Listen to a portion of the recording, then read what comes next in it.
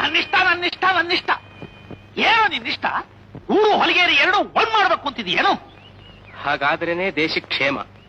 ಈ ತಲೆಹರಟೆ ಬಿಟ್ಟು ಅನುಚಾರವಾಗಿ ನಡ್ಕೊಂಡು ಬಂದಿರುವ ಸಂಪ್ರದಾಯ ಶರಣಾಗತನಾಗಿ ಸಮಾಜದಲ್ಲಿ ಉಳ್ಕೋ. ಇಲ್ಲದೆ ಇದ್ರೆ ಬಹಿಷ್ಕಾರ ಹಾಕ್ತೇವೆ.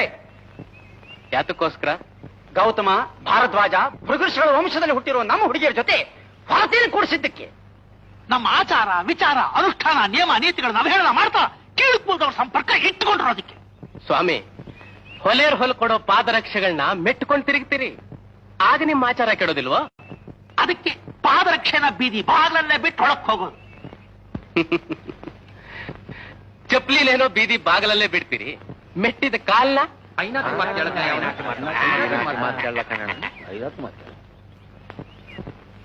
ಅಲ್ರಿ. ಅವರಿಂದ ಹಲವು 18 ಕೆಲಸ ಮಾಡಿಸ್ಕೊಂಡು ಉಂಡು ಹುಟ್ಟು ಮೆರಿತೀರಿ, ಆಗ ನಿಮ್ಮ ನೇಮ ನಿಷ್ಠೆ ಕೆಡೋದಿಲ್ಲ. ಅವ್ರ ಮಕ್ಕಳು ನಿಮ್ಮ ಮಕ್ಕಳ ಜೊತೆಯಲ್ಲಿ ಕೂತು ವಿದ್ಯಾಭ್ಯಾಸ ಮಾಡಿದ್ರೆ ಮಾತ್ರ ನಿಮ್ಮ ಆಚಾರ ಕೆಟ್ಟೋಗುತ್ತೆ ಅಲ್ಲ? ಇದು ನಮ್ಮ ಧರ್ಮದ ಅವಹೇಳನ. ಕೀಳು ಜಾತಿಯವ್ರನ್ನ ಮೇಲೆತ್ತಿ ಉತ್ತಮ ಜಾತಿಯವ್ರನ್ನ ಹೀಯಾಳಿಸೋ ಅಧಮತನ ಅಲ್ಲ. ಆಚಾರ ಸಂಪ್ರದಾಯಗಳ ಹೆಸರಿನಲ್ಲಿ ನೀವು ಮಾಡ್ತಾ ಇರೋ ಅನಾಚಾರಕ್ಕೆ ಕನ್ನಡಿ ಹಿಡಿದು ತೋರಿಸ್ತಾ ಇದ್ದೀನಿ.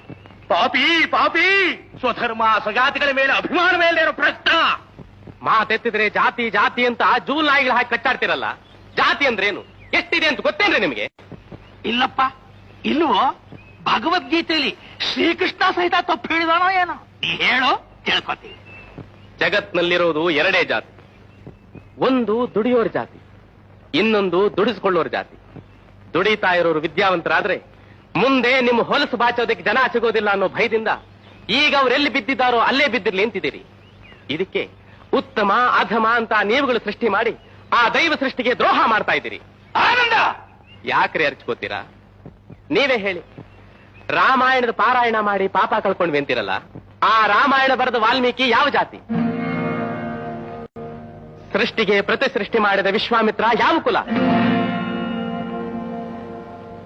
ಎಲ್ಲರಿಗೂ ಪೂಜ್ಯನಾದ ಮತಂಗ ಋಷಿ ಯಾವ ಗೋತ್ರ?